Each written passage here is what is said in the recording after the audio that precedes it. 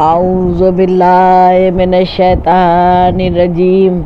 بسم اللہ الرحمن الرحیم۔ عزیزان محترم، سلام علیکم۔ نازف شاہ رضوی ایک بار پھر آپ کی خدمت میں حاضر ہیں۔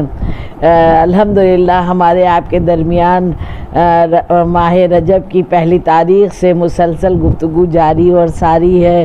اور پروردگار عالم سے تمام دعا ہے بار الہ ہم لوگوں کو ایسی توفیقات عطا کرے کہ انشاءاللہ یہ رمضان المبارک کا مہینہ ہے، اور پورے رمضان کے بھی عمل اور اعمال ہم لوگ اسی طرح ساتھ ساتھ کرتے رہیں۔ اور آج ہمیں آپ کو شب 11 کے حوالے سے بات کرنا ہے کہ کیا نماز ہے اور اس کو کس طرح سے انجام دیا جائے گا، وہ میں ضرور بتاؤں گی، جیسا کہ مسلسل روز ہی بات ہوتی ہے اور الحمدللہ روز اعمال ہم لوگ کرتے ہیں۔ لیکن اس سے پہلے ایک یہی بات کرنا ہے، وہ یہ کہ جیسے میں مجلسوں میں پڑھتی ہوں کہ قرآن مجید دو دفتیوں کے درمیان دبی ہوئی کتاب کا نام نہیں ہے، یہ لوح محفوظ پر محفوظ تھی اور لوح محفوظ سے قلب نبی پر نازل ہوئی۔ تو قرآن مجید اتنی اہم کتاب ہے جس پر ہمارا پورا دین، اسلام، ہم لوگوں کی زندگی سب کچھ منحصر ہے، تو اس سے کبھی بھی بے بہرا نہیں رہنا ہے۔ جو ہم کہتے ہیں کہ دیکھیے اس کو ترجمے سے بچے ضرور پڑھیں، بڑے تو ماشاءاللہ مجھ سے بہتر جانتے ہیں، لیکن ترجمے سے ضرور پڑھیں، چاہے ایک ہی لائن پڑھیں۔ آج میں سورہ آل عمران کی 104 اور 110 نمبر کی آیت کی طرف تھوڑا رجحان کرنا چاہوں گی کہ جہاں پر ہمیں اور آپ کو پروردگار عالم نے متوجہ کیا ہے، کاہے کی طرف متوجہ کیا ہے کہ سوشل جو ہماری ڈیوٹیز ہیں، ہوتا کیا ہے کہ ہماری جو ذمہ داریاں ہیں، زیادہ تر میں ان کی بات نہیں کر رہی ہوں، جو ناقص لوگ ہیں جو اپنی ذمہ داریاں بھی نہیں سمجھتے ہیں، چاہے وہ والدین سے متعلق ہو یا بیوی بچوں سے متعلق ہو، اس پر خدا کی لعنت ہوتی ہے، اور وہ ایسے لوگ کبھی بھی خوش نہیں رہتے ہیں۔ میں ان کی بات نہیں کر رہی ہوں، مگر ہاں جو لوگ اپنے ہر طرح کی ذمہ داریوں کو مانتے ہیں اور کرتے ہیں، یہ ایسے زیادہ تر لوگ ہیں، مگر سوشل ڈیوٹی کیا ہے، معاشرے کے لیے ہم سے کیا مطالبہ قرآن کر رہا ہے، ہم سے کیا کہا گیا ہے، اس پر متوجہ نہیں ہوتے، اس کے لیے غافل رہتے ہیں۔ اور یہ الحمدللہ ماہ رمضان المبارک ہے، اور اس میں رحمتوں کا نزول ہو رہا ہے، سب پروردگار عالم کے مطلب ہم لوگ مہمان ہیں، جو بھی روزے رکھ رہے ہیں وہ پروردگار عالم کے مہمان ہیں، میزبانی وہ کر رہا ہے، رحمتوں کا نزول ہو رہا ہے، تو ظاہر سی بات ہے اس کے بتائے ہوئے راستے پر جو بھی چل رہا ہے اس پر رحمتوں کا نزول ہوتا ہے اور ہوتا رہے گا انشاءاللہ۔ لیکن جو اگر یہاں پر اس نے متنبہ کیا ہے، ہم کو کہا ہے کہ سوشل بھی ڈیوٹیز ہیں، لیکن کوئی اپنے ذمہ داریاں نبھا رہا ہے اور سماجی نہیں نبھا رہا ہے تو اللہ غضبناک بھی ہوتا ہے۔ تو یہ وہی کہتے ہیں نا کہ امر بالمعروف اور نہی عن المنکر، کہ مطلب آپ جو ہیں تنہا نہیں سب کچھ اپنے لیے سوچئے، سماج کے لیے، معاشرے کے لیے بھی سوچئے، اور دوسروں کو برائیوں سے روکیے بھی۔ تو ہوتا کیا ہے، ہم لوگ دوسروں کو روکنے کے لیے ہمیشہ آمادہ رہتے ہیں، وہ ایسا وہ ایسا وہ ایسا، اسی لیے میں کہتی ہوں جب ایک انگلی کسی کی طرف اٹھتی ہے تو چار اپنی طرف جاتی ہیں۔ اور میں ایسے بھی کہہ دیتی ہوں، انسان اتنا باؤنڈری بناتا ہے دنیا دوسرے لوگوں کو برا کہنے میں کہ پتہ ہی نہیں لگتا ہے کہ وہ کب باؤنڈری سے خود باہر ہو گیا ہے۔ تو لہٰذا جو سوشل ڈیوٹی ہے ہم لوگوں کی، وہ بھی ہمیں اپنے گھر والوں کے ساتھ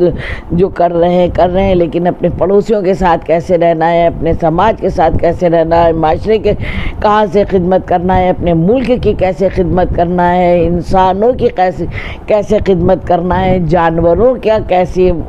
خیال رکھنا ہے، ہر طرح کی بات، ہر خوش کوشکوتر قرآن مجید میں موجود ہے، اور اس کا جب ہم ترجمہ پڑھیں گے تو ہمیں معلوم ہوتا رہے گا انشاءاللہ۔ تو سوشل ڈیوٹی، اور آج کل جو اتنی وبا پھیلی ہوئی ہے، تو اس میں تو سب سے پہلی بات یہی ہے کہ جو وبا پھیلی ہے اس میں جہاں تک ہو سکے نہ صرف اپنا بلکہ دوسروں تک کا خیال کریں کہ کیسے ہم ان تک مدد پہنچا سکتے ہیں۔ خدا کی قسم ایسا رحمتوں کا نزول ہوگا، کیونکہ پروردگار عالم خود غرضی کو پسند نہیں کرتا،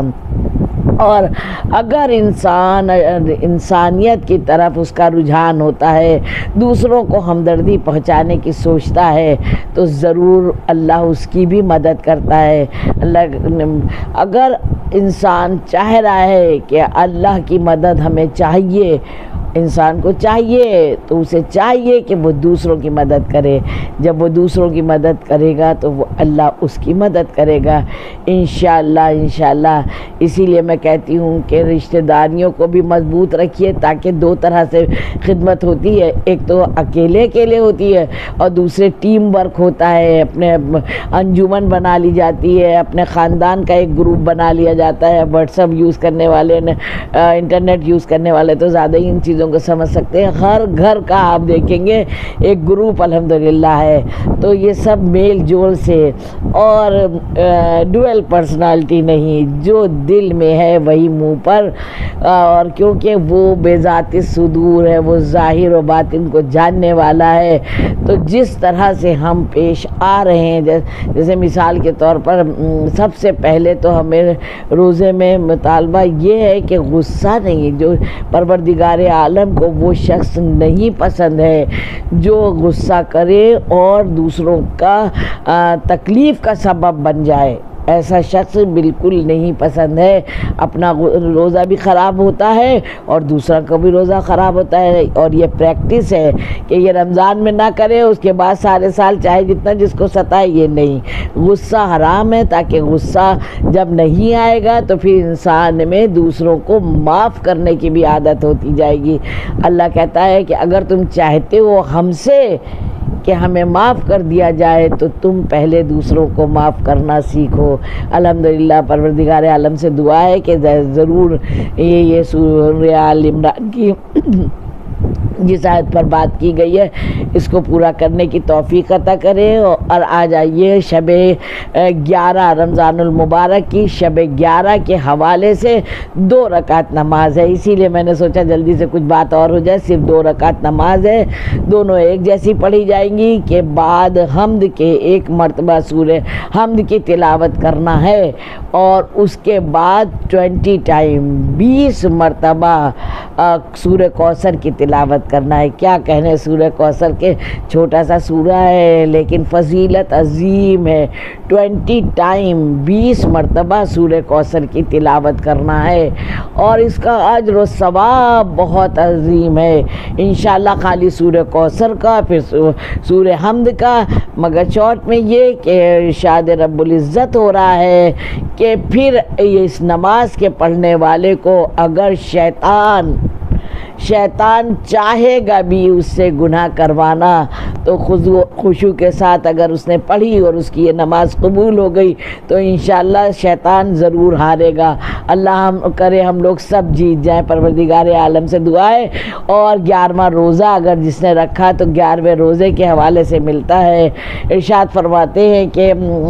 اس نے جیسے 4 حج کیے ہوں اور 4 عمرہ کیے ہوں، اور پتہ ہے ایسے ہی نہیں، بس ایسے ہی نہیں، ایسے جیسے اس نے پیغمبر کے ساتھ حج کیا ہو، اور شاکرین کے ساتھ عمرہ کیا ہو، صدیقین کے ساتھ عمرہ کیا ہو۔ پروردگار عالم ہم لوگ کی توفیقات میں اضافہ کرے، اور ہم لوگ ایک دوسرے کے مددگار ثابت ہوں، ایک دوسرے کے کام آئیں، ایسی توفیق دے۔ سب کی صحتیں اچھی رہے، جو بے اولاد ہیں ان کو اولاد دے، جو بے روزگار ہیں ان کو روزی دے، جو بیمار ہوں ان کو شفاء کامل عطا فرما دے، سب کو پڑھنے کی توفیق عطا فرمائے، حافظہ بہت مضبوط کر دے۔ پالنے والے کہ ان دنوں میں جتنا بچوں کا نقصان ہو رہا ہے علمی،